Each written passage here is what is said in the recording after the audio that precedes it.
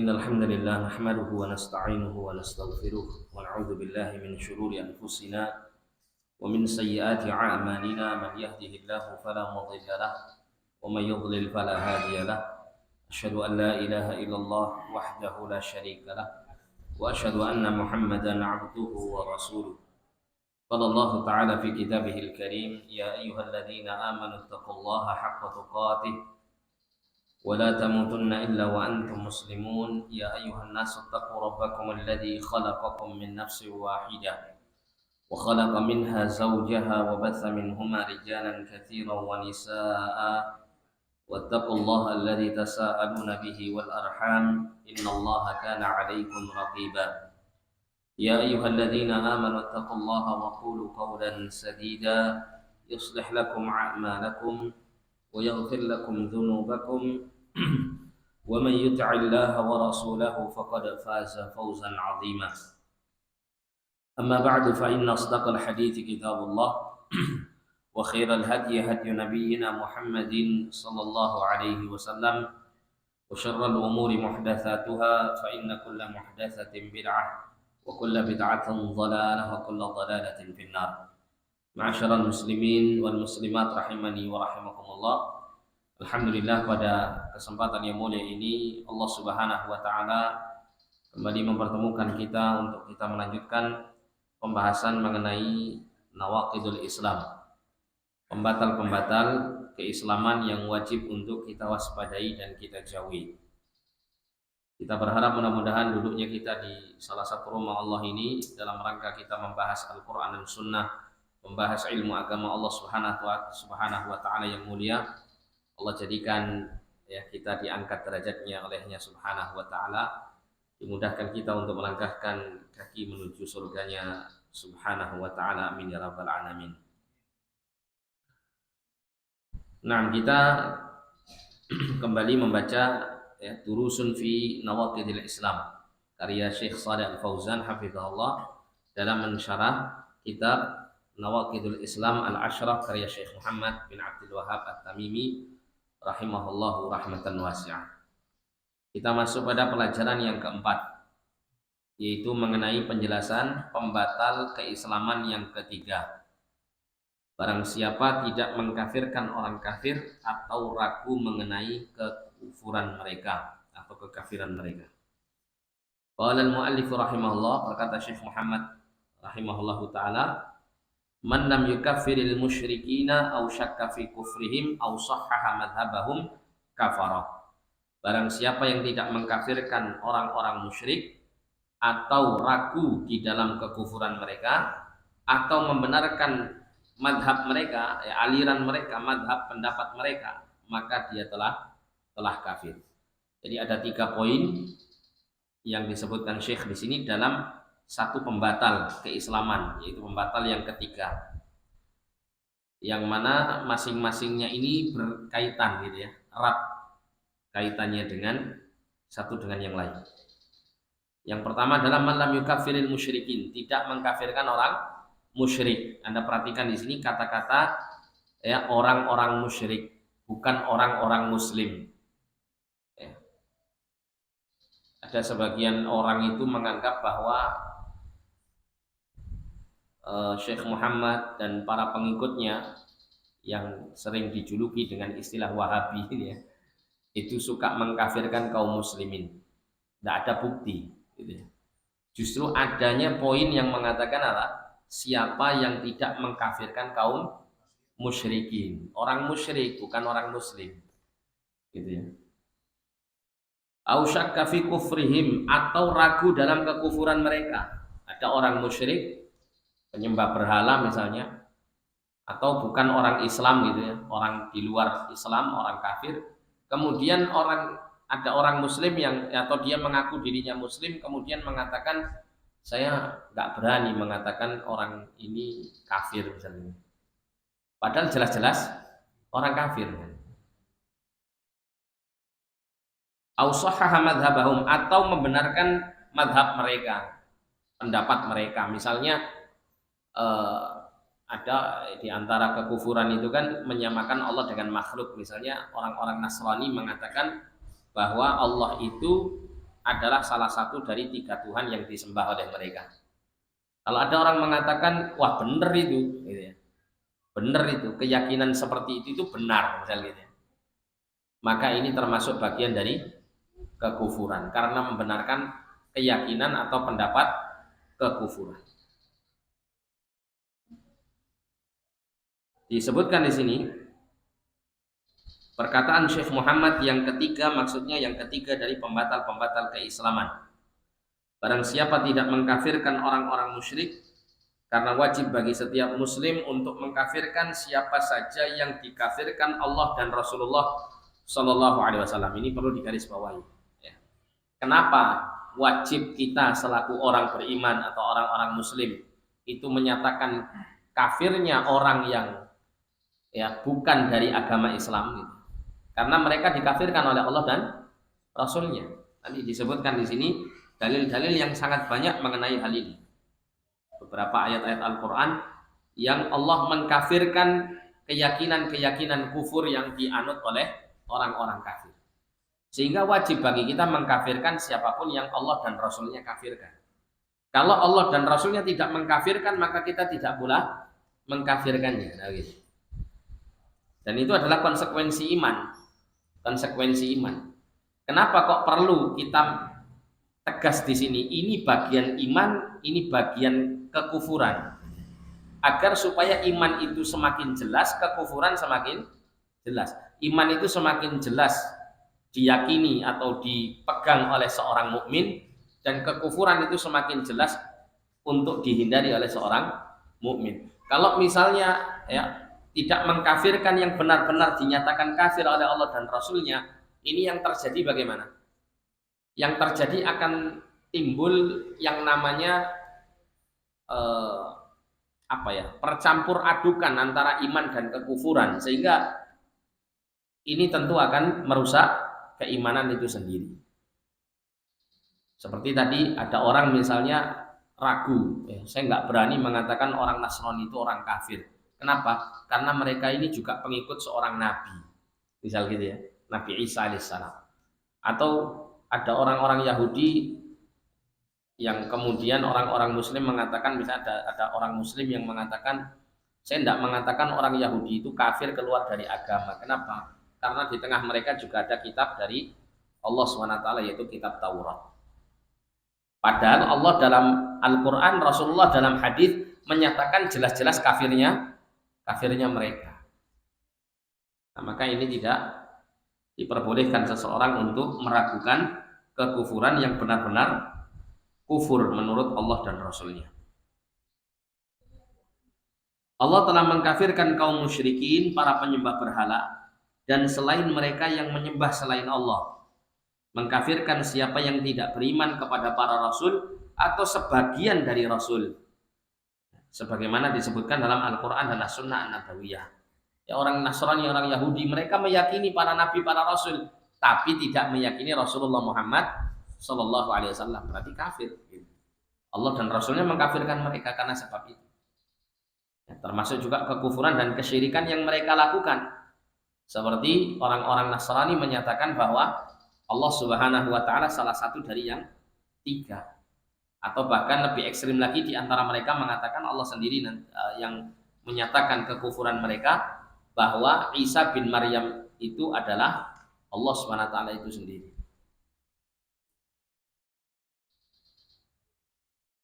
Kemudian Allah mengkafirkan kaum musyrikin dari golongan orang-orang Yahudi dan Nasrani dan penyembah berhala.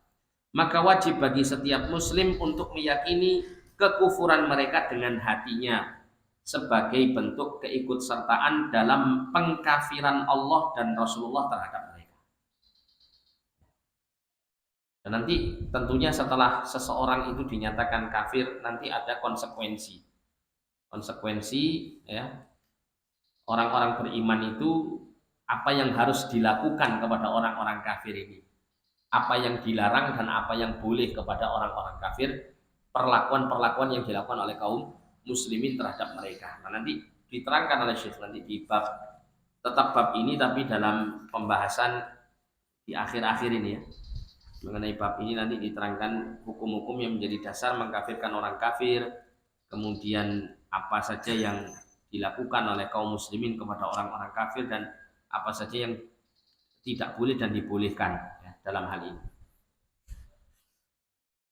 Nah, kita lanjutkan di sini. Allah Subhanahu wa taala berfirman, "Laqad kafara alladziina qalu innallaha huwal masih ibnu Maryam." Sungguh telah kafir orang-orang yang mereka mengatakan sesungguhnya Allah adalah Al-Masih putra Maryam.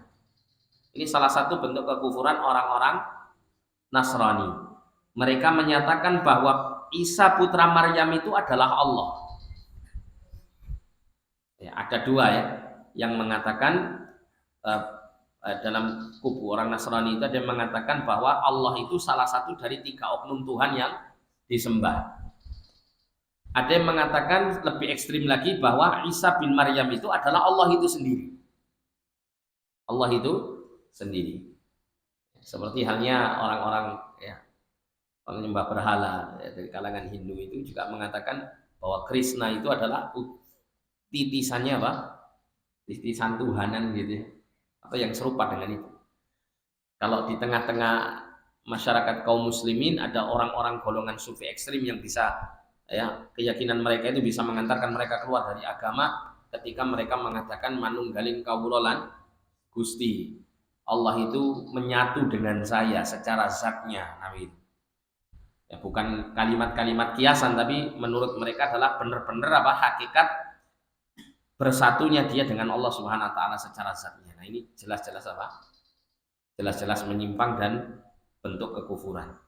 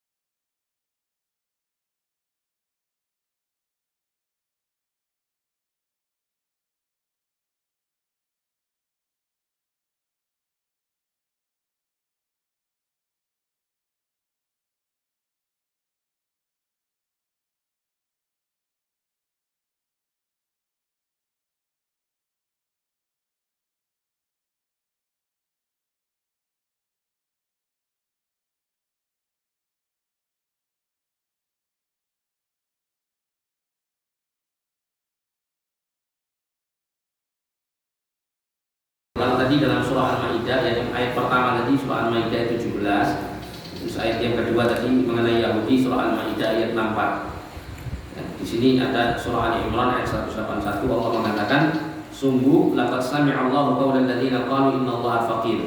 Sungguh Allah telah mendengar perkataan orang-orang yang mengatakan sesungguhnya Allah itu miskin. Allah itu fakir, Allah miskin.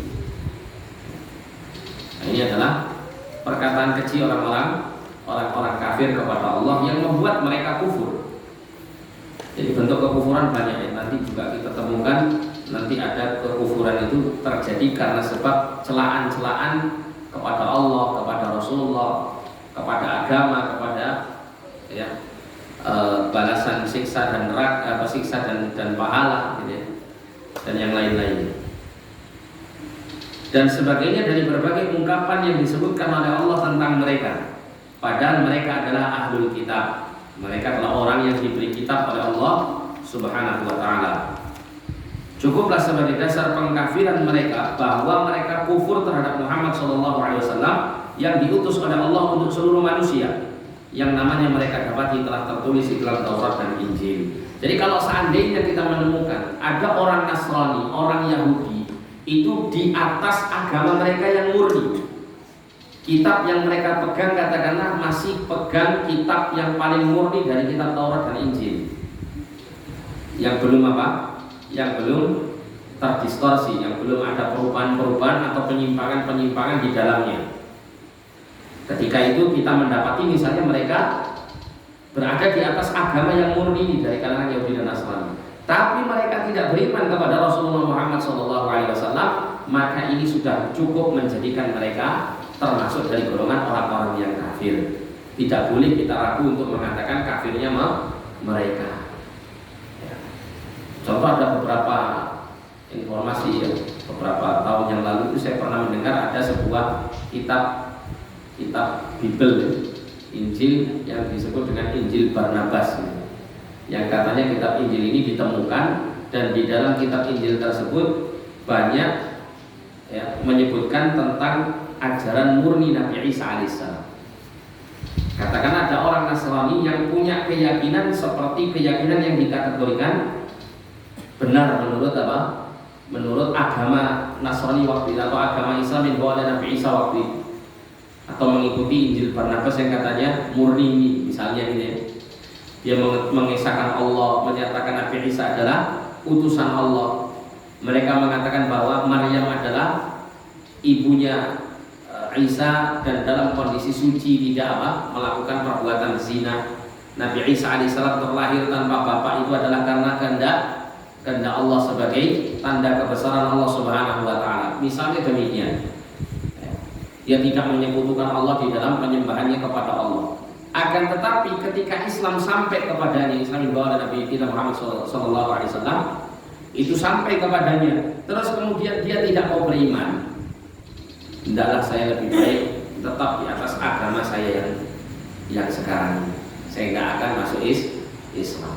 Meskipun tidak menyekutukan Allah karena sebab ya, mengikuti kemurnian tauhid yang dibawa oleh Nabi Isa alaihissalam, tapi tidak mengakui bahwa Rasulullah Muhammad SAW itu adalah utusan Allah, tidak mengimaninya, maka dia tidak dilakukan kekufurannya, dia tetap kafir ya. Jadi kalau Anda bisa menemukan ada orang atau golongan dari kalangan orang-orang ahlul kitab ini yang seperti itu misalnya, jangan ragu bahwa mereka adalah orang-orang yang kafir karena tidak mau beriman kepada Rasulullah Muhammad Sallallahu Alaihi Wasallam.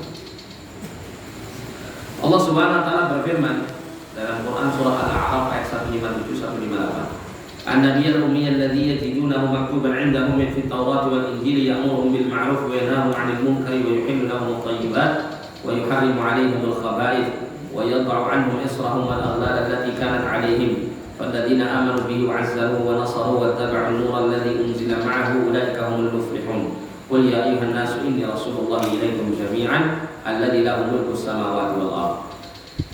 Jadi Allah berfirman, Nabi yang ummi itu adalah Nabi yang tidak bisa membaca dan menulis, yang namanya mereka dapati tertulis di dalam Taurat dan Injil. Nama Nabi Muhammad SAW itu tercatat, tertulis di dalam kitab Taurat dan Injil yang ada di sisi mereka, yang mana dia menyuruh mereka mengerjakan yang ma'ruf dan melarang mereka dari mengerjakan yang mungkar, dan menghalalkan bagi mereka segala yang baik serta mengharamkan bagi mereka segala yang buruk, dan membuang dari mereka beban-beban dan belenggu-belenggu yang ada pada mereka.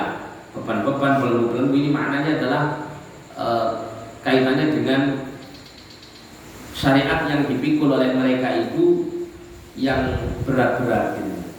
Karena dulu Yahudi dan Nasrani itu diberikan syariat lebih berat daripada syariat yang dibawa oleh Rasulullah Muhammad SAW. Ketika mereka mengikuti Rasulullah dan Islam yang dibawa oleh beliau, maka akan banyak apa? Belenggu-belenggu dan beban-beban yang awalnya diwajibkan atas mereka itu hilang. Ya, karena apa? Karena semua itu sudah dihapus dengan adanya syariat Islam yang dibawa oleh Rasulullah SAW dengan syariat yang mudah, ya, dengan syariat yang mudah. Maka orang-orang yang beriman kepadanya, kepada Rasulullah, memuliakannya, menolongnya dan mengikuti cahaya yang terang yang diturunkan kepadanya yaitu Al-Quran, mereka itulah orang-orang yang beruntung. Katakanlah, hai manusia, sesungguhnya aku adalah utusan Allah kepadamu semua, yaitu Allah yang mempunyai kerajaan langit dan bumi. Kata Syekh Saleh, dan firman-Nya, ya ayyuhan nas, wahai manusia, ini menunjukkan ya, keumuman bagi seluruh manusia, baik itu dari golongan ahlul kitab dan dari selain mereka. Jadi kalau ada orang berpikiran begini, Rasulullah Muhammad SAW itu memang ya diutus untuk seluruh umat manusia, tapi khusus untuk ahlul kitab mereka punya pilihan, mau ikut syariatnya Nabi Muhammad monggo, mau ikut syariat mereka yang berasal dari Nabi dan Rasul mereka yaitu Musa dan Isa juga monggo, bisa begitu. Nah maka ini jelas apa? Kufur tidak seperti ini? Kufur jelas. Karena kewajiban mereka ahlul kitab itu harus beriman kepada Rasulullah Muhammad SAW dan mengikuti Islam yang dibawa oleh beliau. Ketika ya, Rasulullah telah diutus di tengah mereka.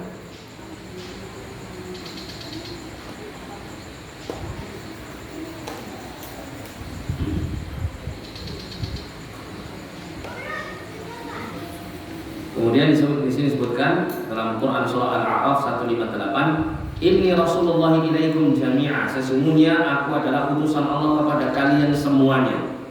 Alladzi lahu mulkus samawati wal ardh, la ilaha illa huwa yuhyi wa yumiit.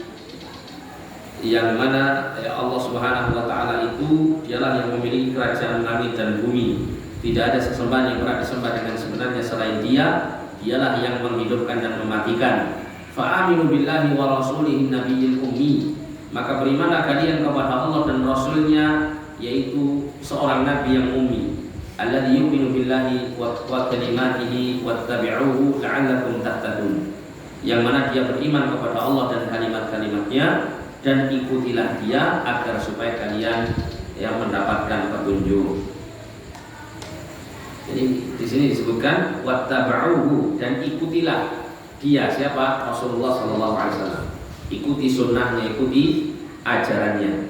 La'allakum tahtadun, agar kalian menjadi orang yang mendapat petunjuk.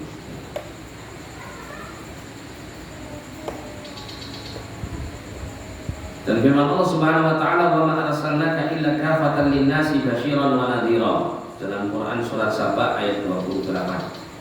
Dan tidaklah kami mengutus engkau wahai Muhammad kecuali kafatan linnas, untuk seluruh umat manusia, basyiran wa nadhira, sebagai pemberi kabar gembira dan sebagai pemberi peringatan.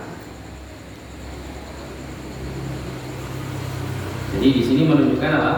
Universalnya apa? Ajaran Rasulullah SAW atau diutusnya Rasulullah SAW untuk seluruh umat manusia. Maka barang siapa tidak beriman kepada keumuman risalah Nabi Muhammad SAW, atau bahkan meski mengakui bahwa Muhammad adalah Rasulullah SAW, tapi mengatakan bahwa risalahnya hanya terbatas khusus untuk orang Arab saja, tidak mencakup selain mereka, maka ia telah kafir. Kalau ada orang mengatakan, oh iya, saya percaya bahwa Rasulullah Muhammad SAW itu utusan Allah, tapi beliau hanya untuk bangsa Arab saja, tidak untuk seluruh umat manusia. Ini kekufuran. Termasuk bagian daripada kekufuran itu ketika seseorang meyakini bahwa Nabi kita Muhammad SAW adalah utusan Allah untuk seluruh umat manusia, mereka yakini. Tapi mereka meyakini bahwa Rasulullah itu bukan penutup para nabi dan rasul. Ini juga kekufuran. Katakanlah mereka yakin dengan Rasulullah sebagai utusan Allah untuk seluruh umat manusia, kitabnya Quran juga mereka pakai misalnya, tapi mereka punya keyakinan bahwa Rasulullah itu bukan penutup para nabi, khatamun nabiyyin istilahnya ya, yang maknanya adalah penutup para nabi, itu dipelesetkan. Kata khatam itu dimaknakan seperti cincin para nabi, seakan-akan mereka mengatakan bahwa ada nabi dan rasul yang memungkinkan untuk diutus setelah Rasulullah Muhammad SAW. Tapi Rasulullah SAW adalah Rasul yang paling utama di antara seluruh Rasul. Ini kekufuran. Ya, seperti yang diucapkan oleh Mirza Ghulam Ahmad ini, yang dia mendirikan suatu aliran bernama Ahmadiyah. Ini sudah bukan Islam lagi, bukan Islam lagi. Yang mana Mirza Ghulam Ahmad ini mengaku dirinya sebagai utusan Allah yang kemudian diberikan kitabnya disebut dengan Tadhkirah. Di antara syariatnya Mirza Ghulam Ahmad itu adalah menghapus syariat jihad fisabilillah. Karena pada saat itu tujuannya Mirza Ghulam Ahmad ini muncul itu adalah dalam rangka untuk membendung perjuangan kaum muslimin di India, di Pakistan, India ini, untuk melawan penjajah. Makanya Inggris yang menjajah waktu itu sangat mendukung sekali kemunculan Mirza Ghulam Ahmad ini. Sehingga sampai sekarang pusat penyebaran atau pusat aliran Ahmadiyah ini berada di Inggris,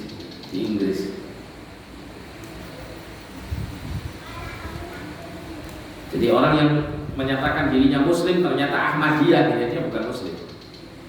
Ya. Wajib kita pastikan dia bukan Muslim.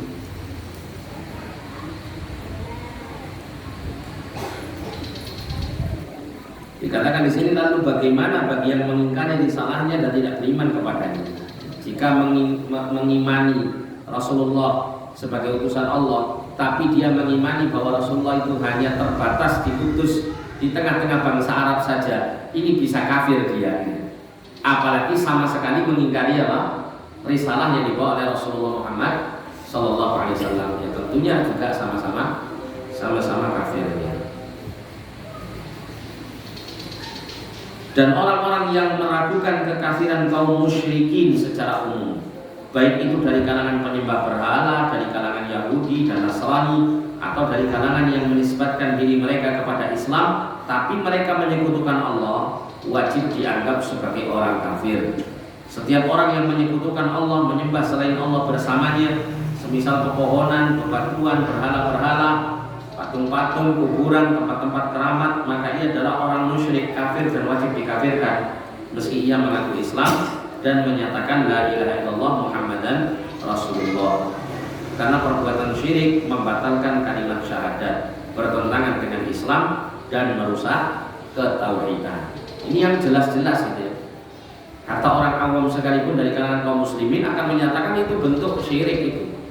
Seperti orang misalnya mengagungkan Nyi Roro Kidul misalnya, dengan melakukan larung saji, kemudian berdoa minta keselamatan kepada Nyi Roro Kidul dan seterusnya. Dia meyakini bahwa Nyi Roro Kidul memiliki kekuasaan di lautan, mampu mendatangkan mudarat kepada orang-orang yang tidak patuh kepadanya atau tidak mengikuti aturannya misalnya gitu.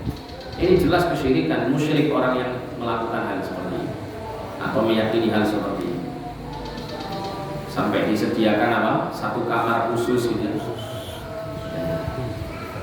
Nomor berapa? 13. Diwarna hijau semua gitu kamarnya. Ini jelas kesyirikannya. Kata orang awam sekalipun mengatakan musyriknya orang seperti ini. Dan itu kita tidak ragu untuk mengkafirkannya, karena dia musyrik. Meskipun KTP-nya tertulis Islam. Meskipun kalau ditanya Anda bersyahadat, langsung dia mengatakan la ilaha illallah Muhammad Rasulullah. Tapi tetap di atas kesyirikan dan kekufuran yang tersebut. Ya sudah, tidak ada manfaat. Ada salah seorang ikhwah itu pernah cerita kepada saya pengalamannya itu. Dia pernah cerita bahwa dia pernah ikut satu perguruan pencaksilat atau yang serupa dengan itu, yang olah pernafasan, namanya Kalimosoto. Pernah dengar? Istilah Kalimosoto. Tidak tahu saya. Jadi aliran Kalimosoto. Nah lucunya ini, dia cerita waktu ikut itu dia punya mentor guru ya, punya guru senior gurunya dia. Itu orang Nasrani, tapi wiritannya pakai la ilaha illallah. Tapi tetap Nasrani dia. Jadi kalimat la ilaha illallah itu tidak dia yakini dan tidak dia amalkan konsekuensinya, tapi dijadikan mantra. Dijadikan mantra, rapalan mantra. Ya jadinya mantra, bukan jadi kalimat tauhid la ilaha illallah. Sama dengan ayat Al-Qur'an, ya, bacaan-bacaan Al-Qur'an dijadikan mantra. Ada dulu itu salah seorang ustadz kami itu cerita tentang keadaan orang itu yang menggunakan salah satu ayat Al-Quran itu untuk mantra, yaitu firman Allah Subhanahu wa Ta'ala kepada Nabi Ibrahim ketika dibakar, ya narukuni bardan wa salaman ala Ibrahim. Dan itu ya ayatnya, wahai api, ya, jadilah kamu dingin dan keselamatan bagi Ibrahim. Sama orang ini, karena ini dijadikan rafalan mantra, diganti Ibrahim itu dengan nama dirinya. Misalnya ini ya, misalnya ini katakanlah ada kemiripan nama, ini fiktif belaka gitu. Misalnya ada orang mengatakan ya narukuni bardan wa salaman ala Paijo, gitu. Namanya dia sendiri. Nah ini kekufuran gitu ya. Dan ayat yang dia baca itu bukan ayat itu namanya apa? Mantra. Dia telah merusak ayat tersebut, melakukan istihza, mengubah apa ayat tersebut. Kata ustadz kami ketika diskusi dengan dia, ustadz kami mengatakan tidak ada ulama seluruh dunia itu berani mengganti nama Ibrahim itu jadi nama yang lain gitu. Ini jelas-jelas kekufuran. Nah kenapa kok bisa sakti sampean ya? Karena sampean dibantu sama setan. Karena setan senang sampean melakukan seperti ini, karena sampean sudah melakukan apa? Kekufuran, mencela Al-Quran ini. Tapi kadang orang itu tidak merasa, kenapa? Karena dianggap itu ya, Al-Quran itu kan gitu. Ini mukjizatnya Quran ini. Kita ambil rahasia kekuatan Al-Quran di sini. Padahal justru hakikatnya adalah apa? Merusak Al-Quran Karim. Jadi tidak diragukan orang-orang yang melakukan seperti ini tidak jelas terjatuh di dalam kekufuran atau kesyirikan. Maka wajib bagi setiap muslim untuk mengkafirkan orang-orang musyrik yang menyembah kepada selain Allah, baik itu dari kalangan Arab ataupun Ajam. Ajam itu non Arab. Baik itu dari kalangan Yahudi atau Nasrani atau yang mengaku dirinya Islam. Ini adalah masalah keyakinan, tidak bisa tawar-menawar. Barang siapa yang tidak mengkafirkan orang-orang musyrik, maka ia menjadi murtad dan kafir seperti mereka. Karena baginya iman dan kekufuran itu sama saja. Ia tidak membedakan antara ini dan itu, maka ia menjadi kafir. Nah ini ada keterangan ya di sini mengenai poin ini, poin mengkafirkan ini, supaya jelas. Ini kami nukilkan dari keterangan Syekhuna Sulaiman Ar-Ruhaili rahimahullah taala dalam kitab beliau Al-Ifadatu wal I'lam bi Fawaid Risalah Nawaqidil Islam. Beliau menjelaskan begini, wa qad bayyana a'immatud da'wah hadzal amra fi kutubihim. Sungguh ya, imam-imam dakwah, yaitu ulama-ulama kita telah menjelaskan perkara ini di dalam kitab-kitab mereka. Falaisa kullu man i'taqadda kufrahu fashakka ahadun fi kufrihi aw lam yukaffirhu kana kafiran. Ini mengenai tidak mengkafirkan orang yang Anda yakini dia di atas kekufuran. Dikatakan di sini, maka tidaklah setiap orang yang kau yakini kekufurannya kemudian ya ada salah seorang itu ragu di dalam kekufurannya atau tidak mengkafirkannya karena kafiran, maka dia menjadi kafir. Tidak mesti seperti itu. Nah gitu. Misalnya ya, saya lihat ada fulan ini kelihatan betul kalau melakoni kesyirikan. Saya katakan ini jelas kafir orang. Terus ada si A misalnya, teman saya, dia menganggap si fulan belum kafir. Saya tidak kafirkan dia. Kenapa? Karena alasan ini dan itu. Maka si A ini jangan terus langsung dikafirkan seketika itu. Belum tentu ini, belum tentu. Diterangkan di sini, wa innamal ladzi yakunu kafiran man lam yukaffir man ujmi'a ala kufrihi. Sesungguhnya yang dia itu benar-benar kafir, orang yang benar-benar kafir itu adalah orang yang dia tidak mengkafirkan seseorang yang disepakati atas kekufurannya. Misalnya, saya mengatakan bahwa si B ini orang kafir karena dia Nasrani. Si A datang ngomong, dia ngaku muslim, dia ngomong, saya nggak mengkafirkan orang Nasrani, saya nggak mengkafirkan si B karena dia orang Nasrani. Toh ya sama-sama agamanya agama dari langit. Mereka juga punya kitab dari Allah, misalnya begitu. Maka jelas si siapa? Si A ini kafir kan? Beda misalnya tadi misalnya si A ya, ada si A ini dia melakoni kekufuran misalnya sifatnya mungkin datang ke kubur orang soleh kemudian dia melakukan bentuk-bentuk kesyirikan misalnya di kubur orang soleh ini karena dia anggap masih bagian dari agama hal seperti ini.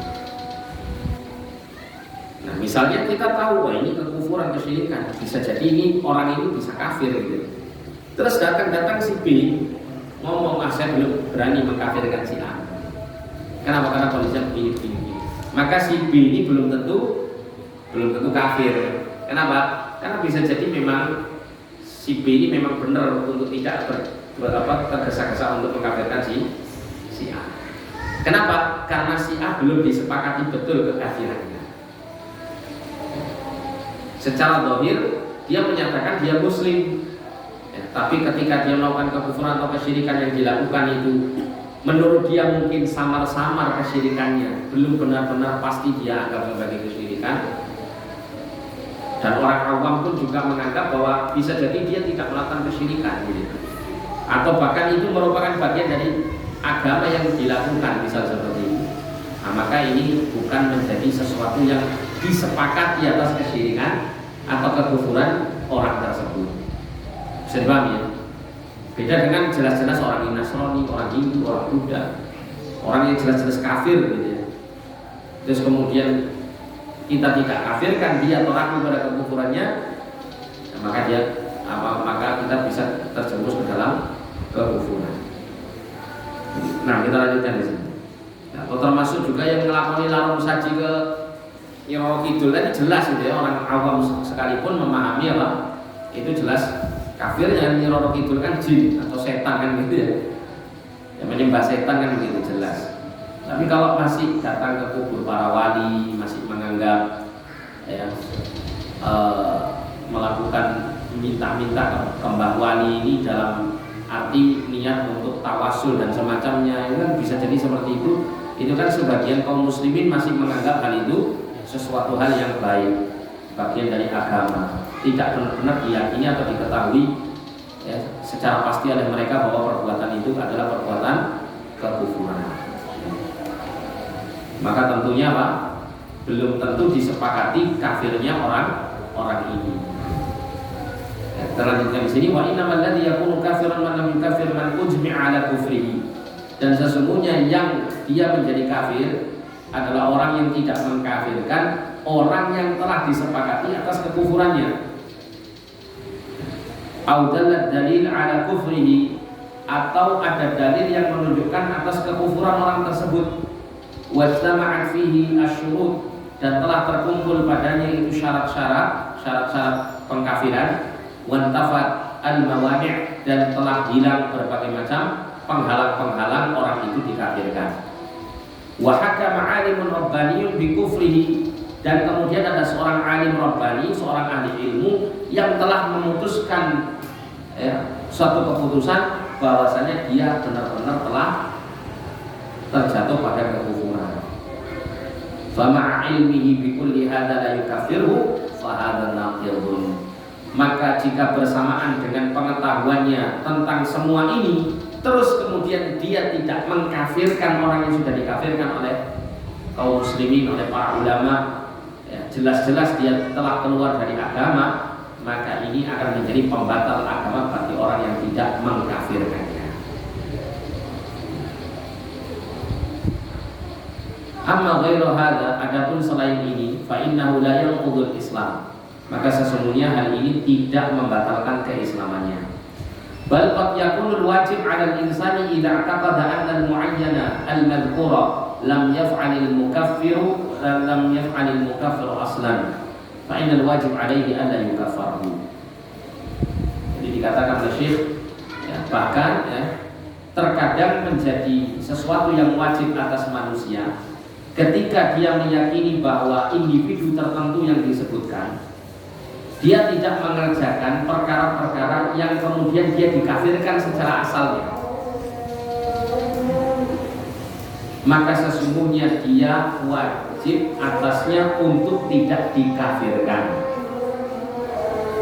Aw i'taqada anna al-mu'ayyana fa'ala ma fa'alahu 'ala wajhin la yakunu kufran, atau dia meyakini bahwa individu tertentu telah mengerjakan suatu pekerjaan yang dikerjakan pada satu sisi dia tidak menjadi kafir.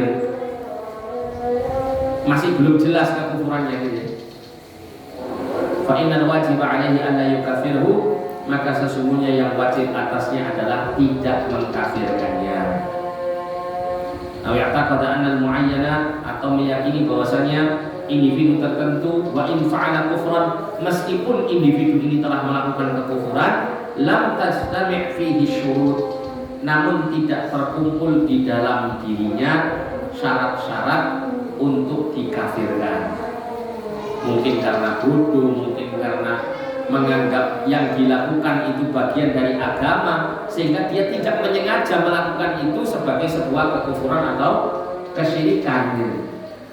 Dia anggap itu satu hal yang benar, bukan benar-benar sengaja melakoni syirik. Seperti yang banyak dilakukan kaum muslimin di masa kita sekarang gitu ya. Mereka menjadikan kubur-kubur para wali itu sebagai tujuan untuk mengarahkan doa-doa mereka kepadanya. Kalau ditanya, apa Mbah Wali itu sanggup mengabulkan doa kamu? Enggak kok. Mbah Wali itu hanya sekedar perantara saja. Yang mengabulkannya jelas Allah. Cuman kalau donga itu lewat Mbah Wali, ya, disampaikan dulu ke Mbah Wali, itu nanti harapannya Mbah Wali bisa menyampaikan doa saya kepada Allah, luwih dikabuli, lebih dikabulkan. Padahal di situ ada penyembahan selain kepada Allah. Apa itu? Berdoa menuju kepada wali tersebut, diarahkan pada wali tersebut, meskipun dengan niat hanya sebagai perantara. Nah, ini dianggap ya, oleh sebagian kaum muslimin sebagai sebuah perkara yang disyariatkan. Apalagi beberapa tokoh kaum muslimin juga ada yang menganggap itu sebagai tawasul yang tidak mengapa gitu. Nah, maka yang seperti ini ya, tidak serta-merta langsung bisa dikafirkan orang ini. Karena apa? Karena masih terkumpul padanya syarat-syarat atau tidak terkumpul padanya syarat-syarat pengkafiran. Au wujida mani' minal mawani', atau ditemukan adanya salah satu penghalang dari penghalang-penghalang dia dikafirkan, maka falam yukafirhu, maka dia tidak dikafirkan. Fahadza la yanqudul islamahu, maka yang demikian ini tidak membatalkan Islamnya. Karena kadang itu kalau nggak diterangkan seperti ini, Pak, nanti khawatir begini. Ada orang melakukan syirik. Syiriknya itu ya seperti tadi itu. Hal-hal yang dianggap oleh sebagian kaum muslimin yang tidak mengerti tentang hakikat kesyirikan dianggap masih bagian daripada agama.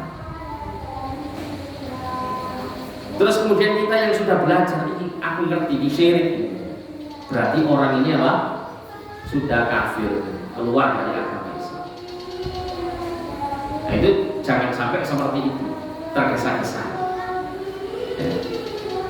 Tapi kalau jelas-jelas seperti nyembah pohon, terus keris, atau mengagungkan jin atau siapa gitu ya, makhluk-makhluk gaib yang mereka yakini bisa mendatangkan manfaat atau mudarat, kemudian mengagungkan mereka, meminta kepada mereka, ini jelas apa? Kesyirikan yang semua orang, hatta orang awam dari kalangan kaum muslimin pun mengatakan bahwa itu adalah bentuk kesyirikan, kekufuran. Wajib kita vonis dia kafir atau musyrik. Nah, ini bisa ya, silakan ada dulu.